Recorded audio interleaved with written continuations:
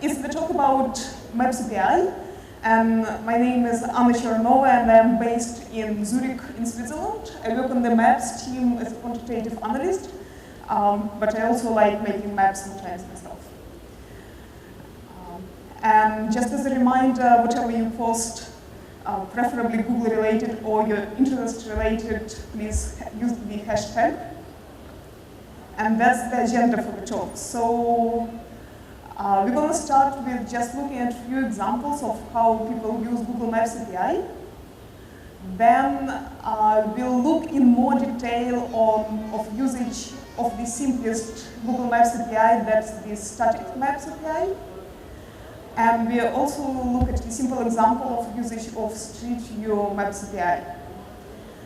Then we'll have a look at the something more complex, which is Google Maps JavaScript API version 3. And I'll go quickly over other opportunities, what you can do with the other flavors of Maps API, and then we'll hopefully have time for some questions and answers. Actually, before we move forward, how many people are using Google Maps? Okay, yeah, that's very reasonable. What about Google Maps API? How many people heard of it? Okay, 3, 4, 5. Awesome. And how many people have Google Maps API key? 2, 3, 4. Fantastic. So it's quite a talk at the beginner's level here. So of those ones who feel more proficient, just feel free to get diverted or just go listen to the other sessions. Anyway, so everyone uses Google Maps, so I don't need to tell you what's it all about. It has like lots of cool features. Sometimes it's really difficult to discover them.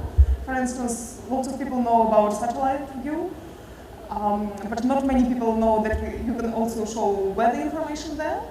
But if you dig around for some time, you will be able to find them. And of course, there are directions and different layers, like the photo layer, for example, here. The thing which is not on the maps is your own data. So, for example, if you want to show something which is from your company or for your personal interest, so here we are looking at a website which is made by Maersk. And they have ships with containers all over the world. And they use Google Maps API in order to plot the position of their ships. So you can see about 200 ships here.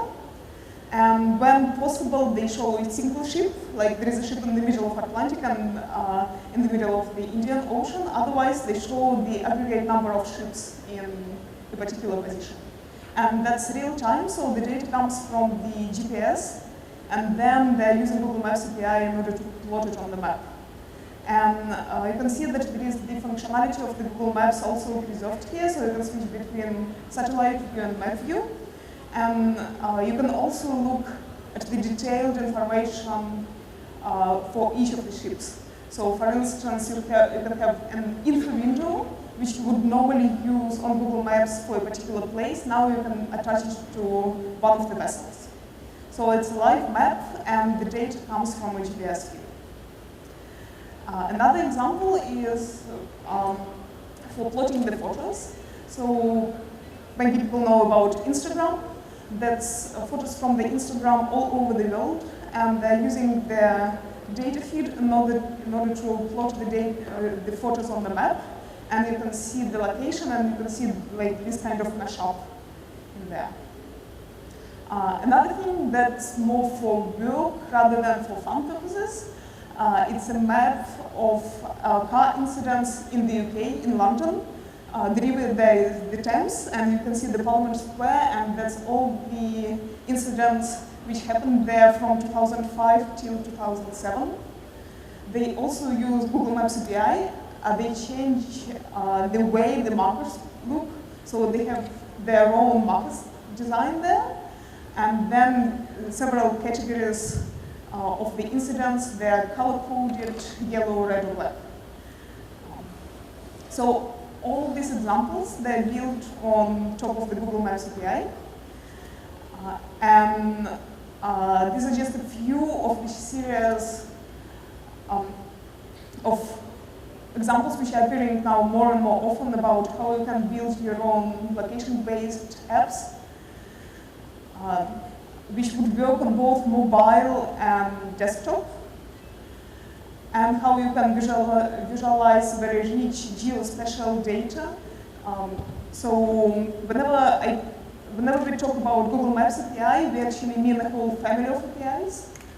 And they have evolved through the history of APIs, but they also refer to different products. So for instance, we have a separate Google Earth API, Google Earth Builder API, we have Fusion Tables, and many others.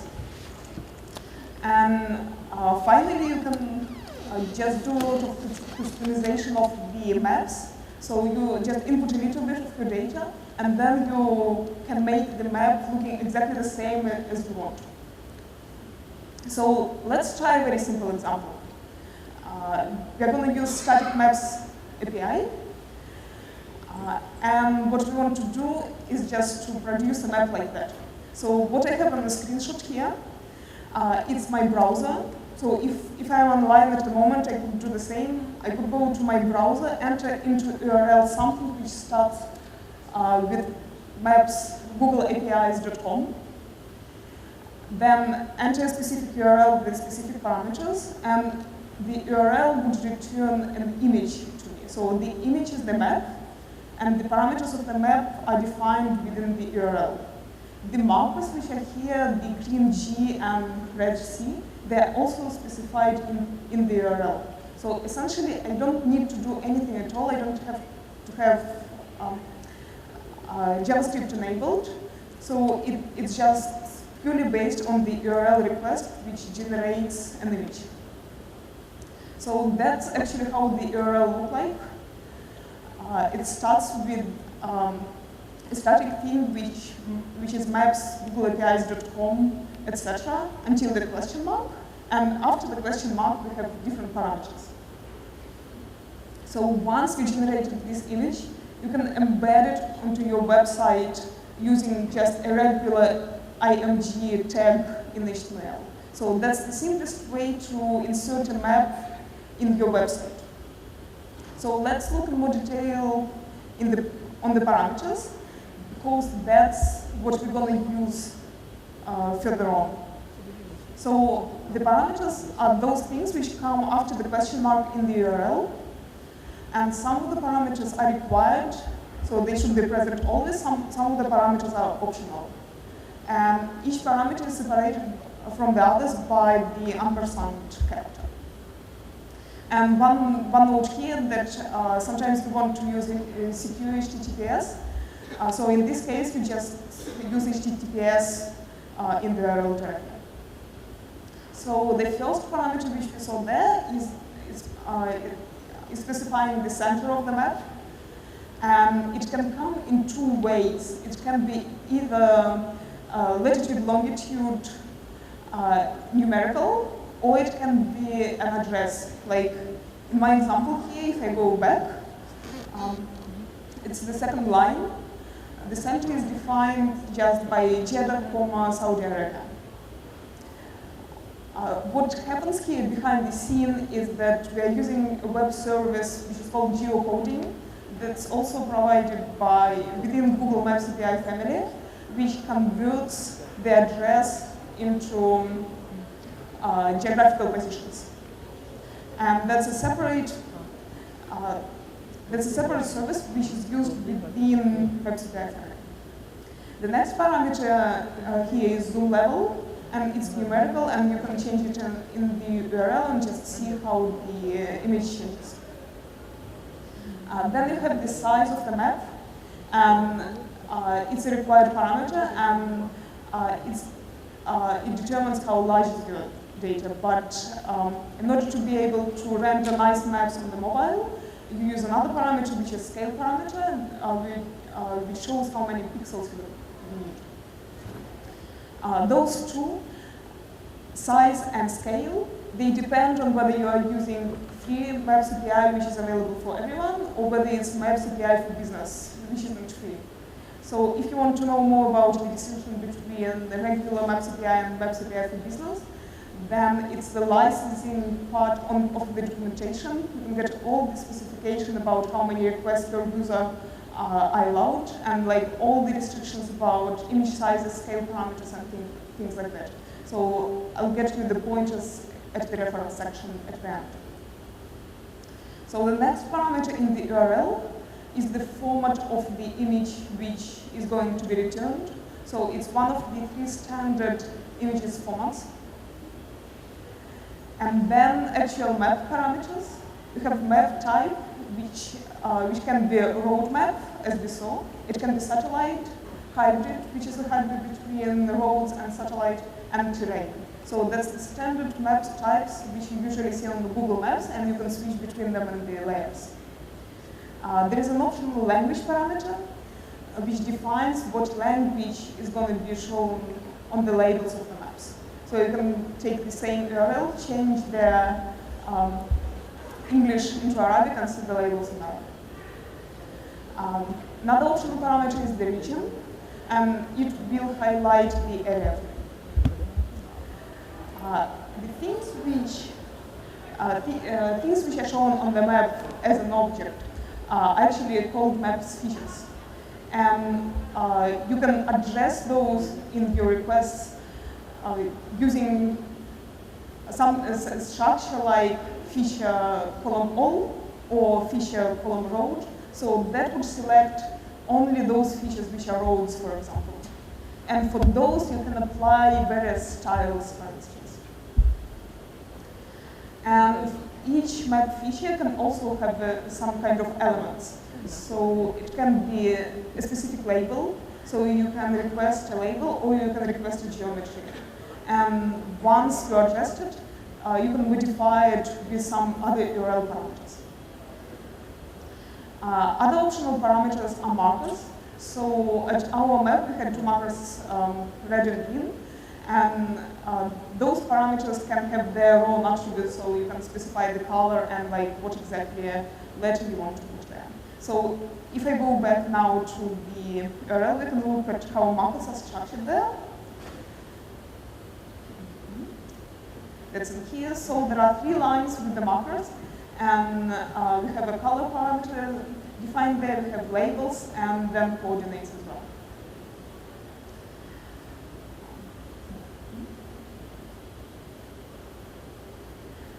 You can also draw a path between the markers. For that, there is a path parameter.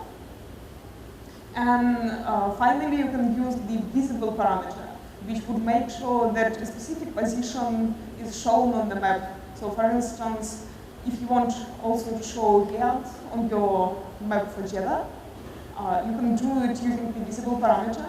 What would happen that the zoom parameter would change automatically.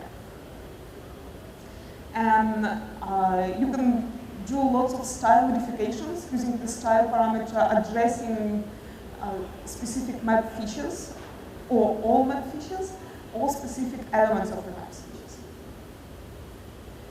And finally, at the end, there was the sensor parameter, which always is required, and you can set it to true or false, and it determines whether the location of the user has to be taken into account or not. So, for example, as in the case with the ships with wires, you want the sensor to be turned to true, so the information is coming from the GPS signal. So the location will be changing with the information which we are getting from the GPS feed. Okay, so that was the first example of how you can create a simple image map from the URL.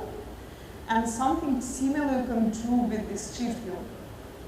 And for the street view, it would work both on the regular street view and on kind of panorama pictures. But you can also provide your own panoramas using your own custom images. So the underlying infrastructure here will allow you to manipulate the images in the same way as the street view does.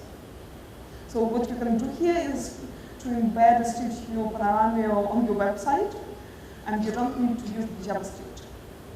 in the same way as we define parameters for the simple map, in the same way the parameters will be defined here. So for example, we can have an URL which gives a particular street view location somewhere, but that happens to be in London.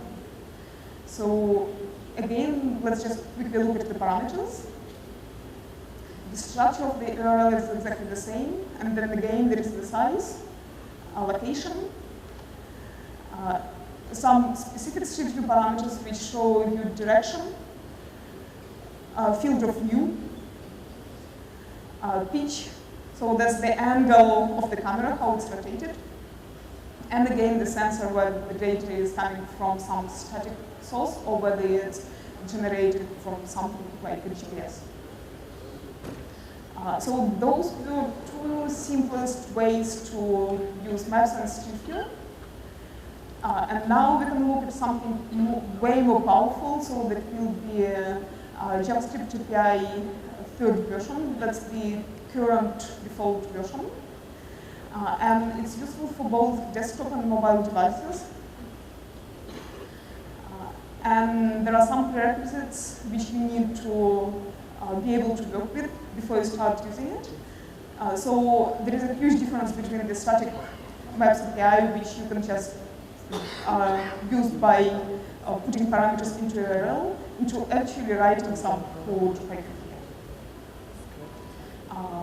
And by the way, if you haven't used Google Maps API earlier, we would encourage you to start as soon as possible, like tonight, or whenever you have the internet connection. And if you have some nice examples, or even not nice example, but if you manage to generate a map yourself using the URL, then just please send it to us, and we'll have a look, and we will be happy that you're actually using it. So at the end of the talk, I just give you a hashtag which you can use together with your image, so that we can see it on Google+. Okay, so in order to use the more complex version, the JavaScript version, the first thing which you need to do is to get the API key. And you can do it at the generic code.google.com APIs console. So it looks something like that. So you go to the URL, and then you will select the services which you need, and authorize the access to the services which you need, and it will generate an API key. So that's the API key which you use for your own applications on the website.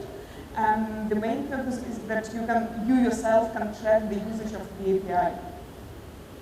So the simplest example using the JavaScript version 3 is the following one. So now it's a HTML doc, and the structure is the following. So you start with declaring it as HTML5, and then you specify the style, and you use the CSS in a way so that it looks nicely on the mobile phones as well.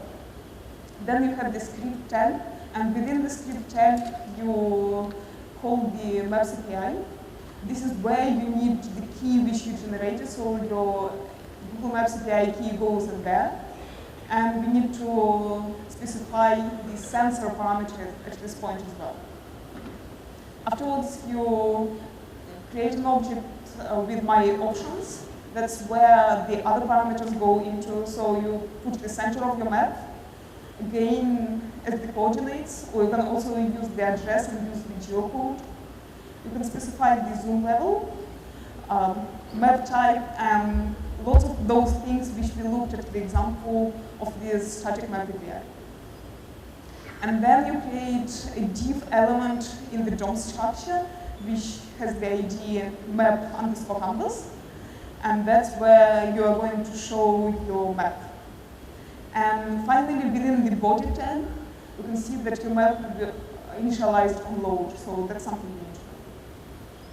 So the main steps here were declaration of HTML5, inclusion of the maps JavaScript API within the script tag, map canvas as a new division element, map properties go into the JavaScript object material there.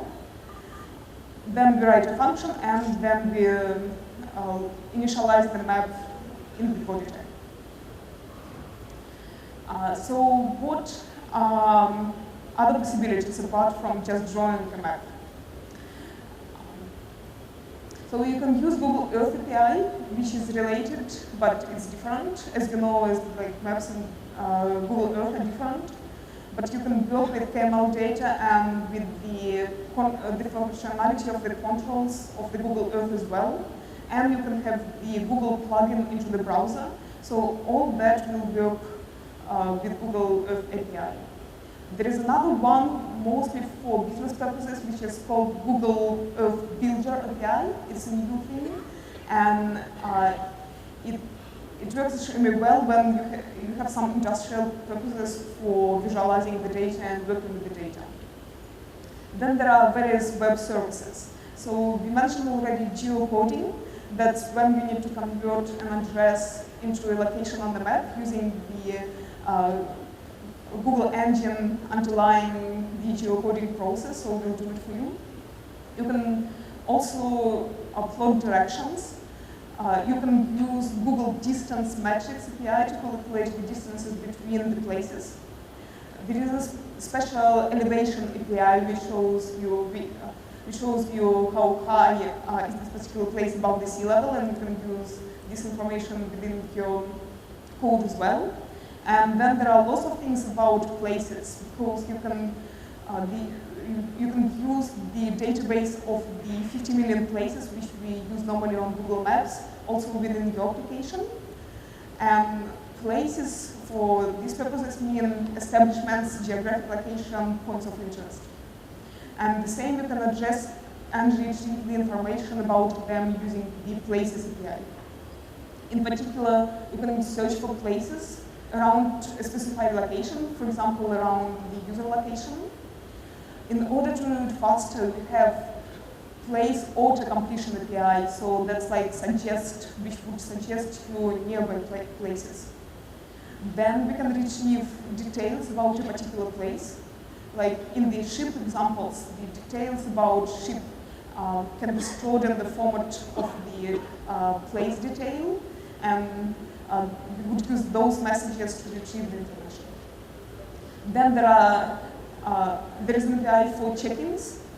So you can check in the place, and that works now on Google Maps, and you can also use it within your API. And you can generate reports about the places. So now it's probably a lot of new information for you if you haven't been looking into that, where you can actually get good references. The central point is the developers at google.com maps. You can see the documentation there split by use case. So if you have a specific use case in mind, you can find documentation which is used there for similar use cases. Or if you want to learn more about technology, there is a split by technology like the static APIs, JavaScript APIs, by product also, Google Earth APIs, etc. And there are great examples as well. A couple of words about licensing. So if you want to know exactly what you're allowed to do with the free API and what for you need the business API, that's where you can get the information from.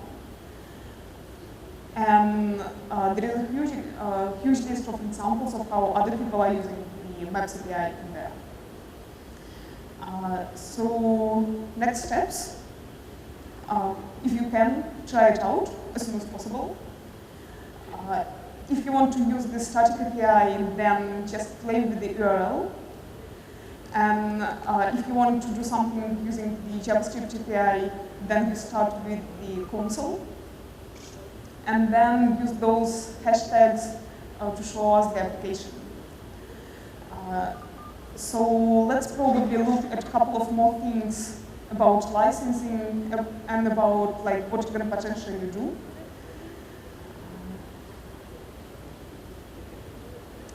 So actually, let me ask you first of all. Let's go back to our URL here. So that's the static maps API which we use to generate our jet image. So what do I need to do to center the map on real? Anyone? I have some months.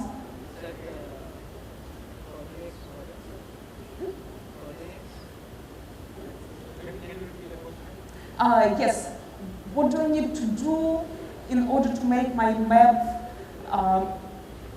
around Riyadh?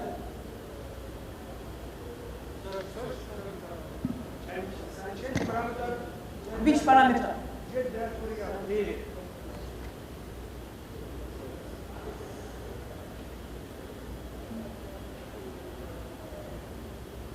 It works. Excellent. Well, that was actually easy. How can I change the map so it shows the whole Saudi Arabia? Another one. After Riyadh, there is Saudi Arabia. Change Saudi Arabia. Okay, people are saying that I should change this one. Not zone. What should I put there? No. Center parameter. Center parameter. Ah, you want the center parameter? Who thinks we can do it with the center? And who thinks we can do it with the zoom? Well, actually both groups are right. You can do it with the zoom, and you can put a smaller parameter in there, or we can go back and just remove Riyadh here. Oops, and it didn't work. So, let's see if that's going to help. And it doesn't. So the reason why it's not working is because of the URL encoding. So you need to know how to pass the codes in the URL here. So it's easier to do in JavaScript, and it's more reliable to change the zoom level in the URL requests. So let's go back to this good one. Okay, yeah, but anyway, come and get your mug afterwards. The mug. Don't forget your mug. So let's look at some examples.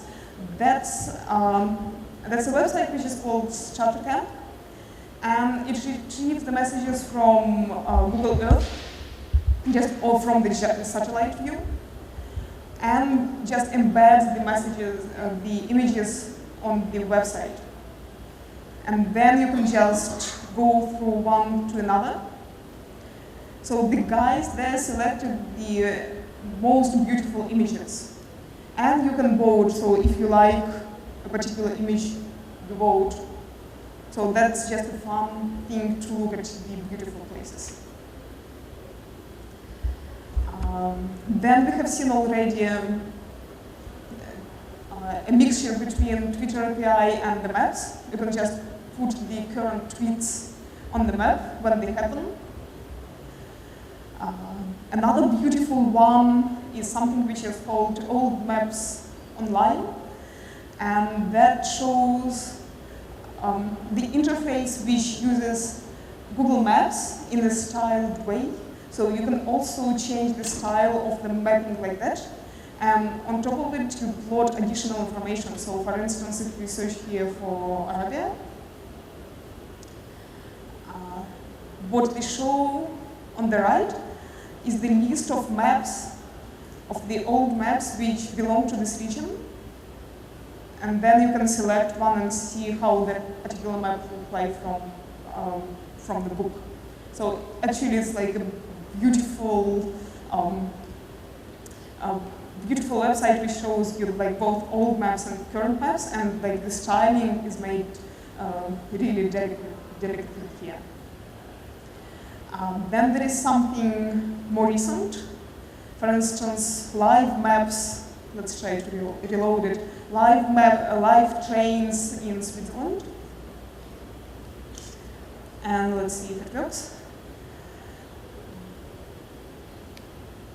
So that shows live information about the trains going around Zurich. And you can see they use data which is coming from the train company, and they use the Google Maps API, and here you see, like, for instance, the parameters which I used to read. And there are lots of applications which use data coming from the governmental bodies or from police, for instance. This one is data from police in Australia. They show different crimes with the different categories, and that's overlaid with the Google Maps. So all these things look like very different, but it's possible. And speaking about documentation, that's the main site with the documentation for the maps. And for licensing specifically, you have one class for free, which is regular API, and then you have Google Maps API for business. And you can easily compare which one do you need. So it can be based on features.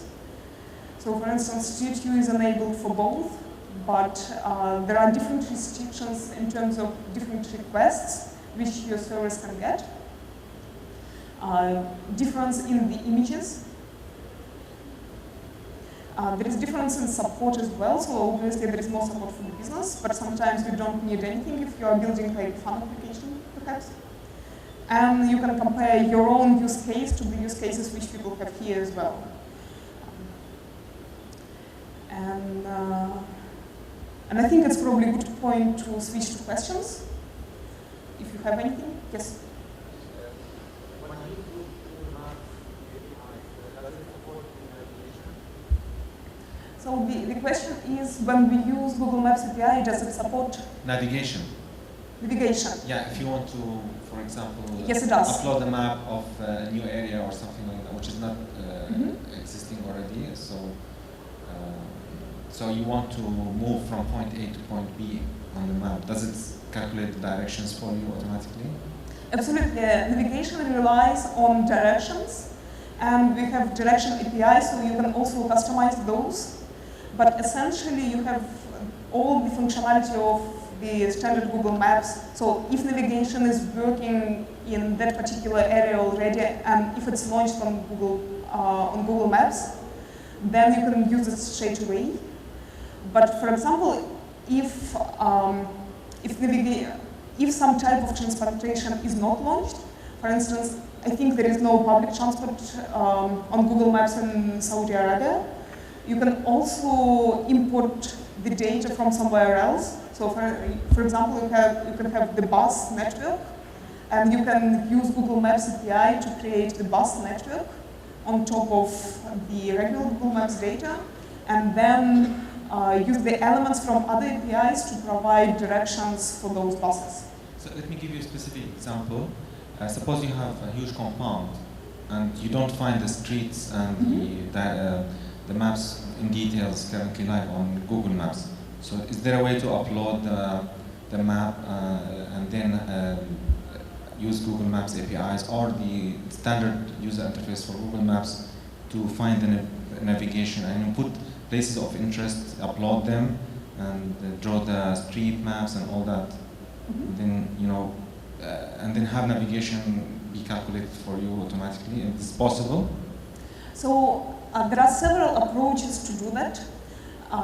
If the missing data is of public interest and you think that everyone should be able to use it, then you would probably need to do modifications for Google Maps using MapMaker. So that's a different product which allows you to add data to the Google Maps if it's missing, or to change the data on the Google Maps if it's incorrect. So for example, you know that there is a road in reality which is shown wrongly on the Google Maps. Then you would use MapMaker to change the road. And then all the normal tools would work better, like directions and navigations would work better for that. So you are modifying the underlying data. So that's one option. Another option is, so if the data is not for everyone, for instance, or only like specialized interest, then you can use the Google Maps API, create places there, and then work with paths, for instance, and blend them into the navigation. But that will be more customized. What about indoor navigation? what about indoor navigation, where you don't have GPS signal? So does it support other technologies for positioning and for navigation, where you don't have GPS signal? So for that, you would need something more custom, because you can do caching of the maps data. So the standard Google Maps allow you pre-cache data for those areas where there are no GPS signals, for instance. And we also have bits of improvements for the areas where there is no GPS signal. So the directions are calculated based on geometry. And that's something you can build upon in that case. So you would have your polygons and lines and paths. But you can you probably would need to customize the directions in there and so have some kind of mesh. Yes, I have a question. Google JavaScript API over the easily JavaScript API. So I'll try to repeat the question. It's the difference between JavaScript API version 3. Difference, and what is the main advantage of the Google Map API, JavaScript API over the JavaScript API? What's the difference between JavaScript version 3 and the previous versions, or the static map? Sorry. Can I ask? I have a question here. Yes. Yeah. Can we integrate traffic data into Google Map API? If I have my own algorithm to implement, can I use Google Map in the first place? Because we don't have traffic data Google Map in Saudi here. So can I create that? And then is it possible to announce it publicly on Google? Because MapMaker doesn't have this feature. It's a great example of the usage of the Google Maps API. And I would say egoistically, you want to evaluate what's the probability that Google launches transit data in the future, like in the nearest future. If you still want to build your own website with the transit data, you can do it. Like, with the traffic data. Yeah, with the traffic data. And you can choose like one of the great visualizations which are there, so that that's quite possible. But you need to decide like whether it's more kind of profitable for you to do it on your own, or whether you want to have some kind of collaboration.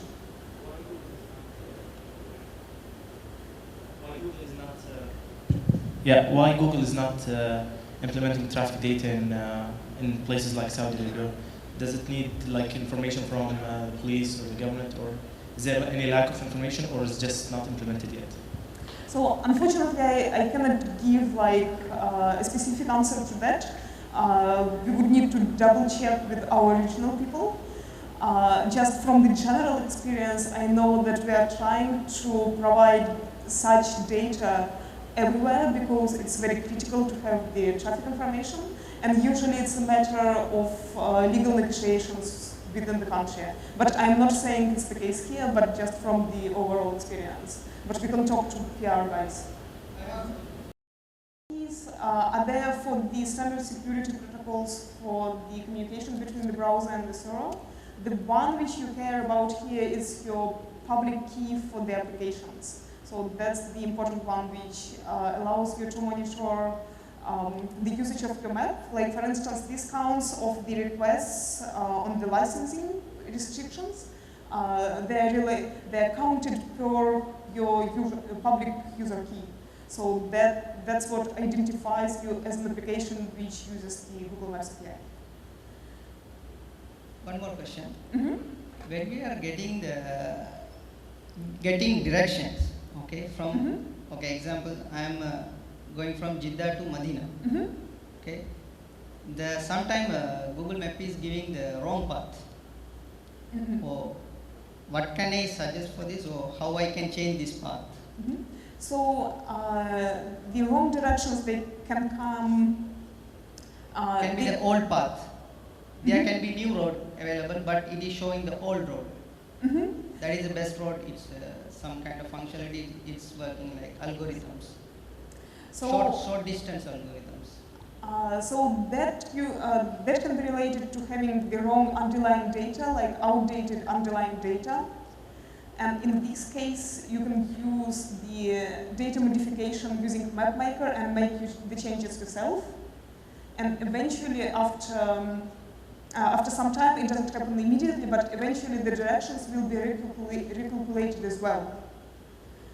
If you think that the data is correct and it's only the problem with the direction algorithm, then you can either try to use MapMaker. Sometimes it's possible to change directions in MapMaker as well. Otherwise, you need to find a way to file above to ROS.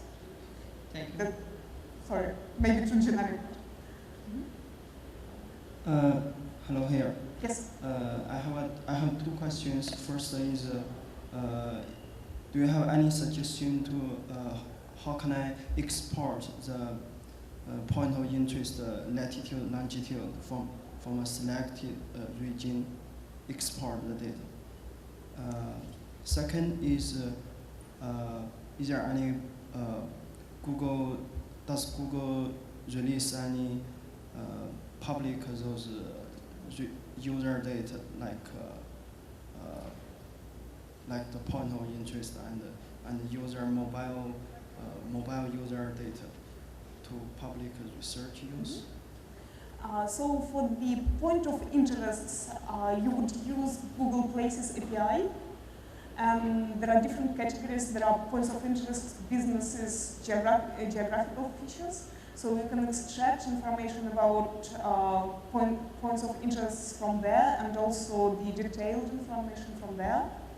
Like if you just want to see the coordinates yourself for a small set of examples, you can use probably one of the Maps features to do that, Maps Labs features to do that. But otherwise, Place Pages API is the friend. And the second question was? For the mobile, Google Maps mobile user, does Google has any release date? So for the maps for mobile, whichever application you write using the JavaScript third version, it would work on the mobile as well. And you can pass the user location from the phone using the sensor parameter in there, so it will be then centered around the user location, for example. I mean, for us, it's difficult to collect those data. So, so does Google has any public data for use? So you can use the standard Android SDK for that. Maps APIs are integrated into there, so I haven't looked into that, but we can try to look after the session if you want. Sure. Yes. My question is here. I'm seeing now. Can I continue with my question? Okay. You are dealing with the image itself as a raster image. I'm true. Am I true? Okay. Can you deal with it as a vector image using these maps or not? APIs or not? The images of the map? Yeah, the image of the map itself. Is it possible, is it doable to be transformed to a vector image and then be treated with these APIs or not? So what you can do at the moment, you can apply different styling. So at the example of the old maps, you can see that the color is that the color is different from the regular maps, and you can basically select all the roads and paint them red. Select like all the parks and paint them blue. And you can do it even in the URL, or you can do it in the JavaScript. So essentially you can completely change the color by maps feature on the maps. So still as a raster image, not as a vector image, till the moment. As I understood. Yes, we are dealing with the image itself as a raster image, not a vector image. With other platforms such as ArcGIS and AutoCAD and some other platforms can transform the raster image to a vector image for specific engineering calculations and something like this. So I think it's not doable here. Am I true? So I'm not super familiar with that. I know that we have now experimental rendering based on WebGL, but I don't know whether we have any publicly facing APIs for that. You can probably also look at the SketchUp API and those things, or even Google Earth maybe.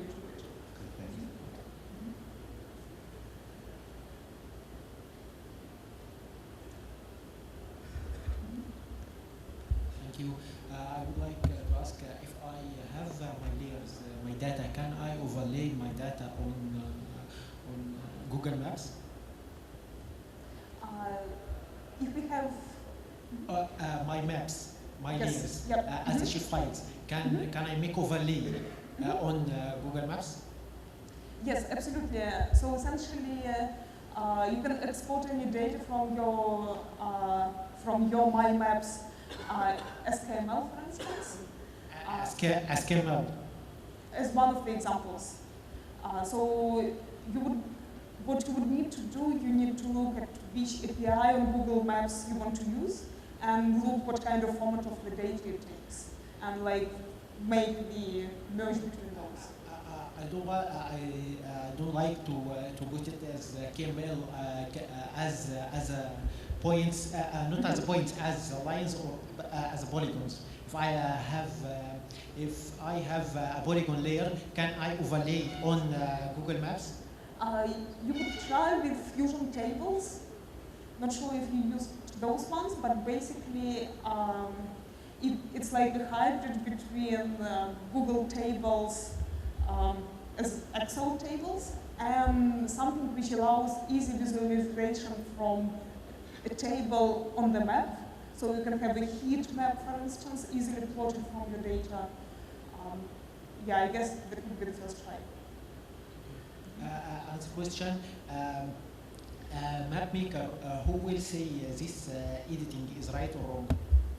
So what happens with the map maker is that anyone can propose their changes. So first you log in as yourself, or you can do it also anonymously.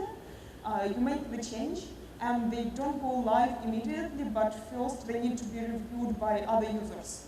Now, the number of how many reviewers you need to have, it depends on the history of your own edits and on the history of the reviews of those people who are making the review.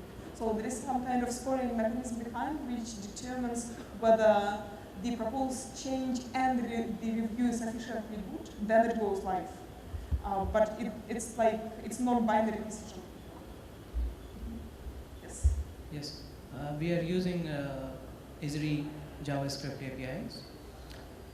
We are planning to go on to the Google Map JavaScript API. So my basic question is, first of all, what's the main advantage over Esri JavaScript API? And second, what's the main difference of the both JavaScript APIs, please? So the version it's a very vast question, but basically the third version it's the currently stable and default version. So the main differences with the previous ones is that it's very well suited for mobile as well. So if you have something working on the desktop, it will automatically look perform well and look good on the mobile as well. And actually the previous versions are less supported, so you have way more chances to have something which would work for longer using the current third version. But you use this API, JavaScript API. we use this Esri JavaScript API on the iPhone. Okay, we used it. But it's any enhancement in it in the Google Map API or? So it's supposed to work well both with Android SDK and also with the similar infrastructure for writing the iPhone apps. So you can check more specifically that one, but it's one of the main clients, the iPhone for version 3 API. Yeah, so it should be fully supported. Yep. Sorry, I have another question. I have seen some feature about interactive maps or live maps. I'm not sure if it was related to Google Map APIs or Google Maps in general, where if you have a website or you want to track it globally, then you can develop an interactive live map, shows you how many the clicks that are happening on the map according to the person who's clicking on the website. To show you interactively or live number of clicks happening from different parts of the world. Another application I have seen, something I have seen in the past, but I can't remember exactly where or who developed that. Another application I have seen, which is also about interactive and live maps, where it shows you the number of hotel check-ins across the world for a specific hotel franchise, for example. So is this also something provided by Google Services or Google Maps APIs? And what is the name of the product? So essentially, it sounds very similar to the Twitter being plotted on the map here. And essentially, you need the data source. In this case, the data comes through Twitter API. And you can use any kind of geolocated data to plot like that. That's actually super easy. So you would probably need to use the JavaScript version rather than anything else.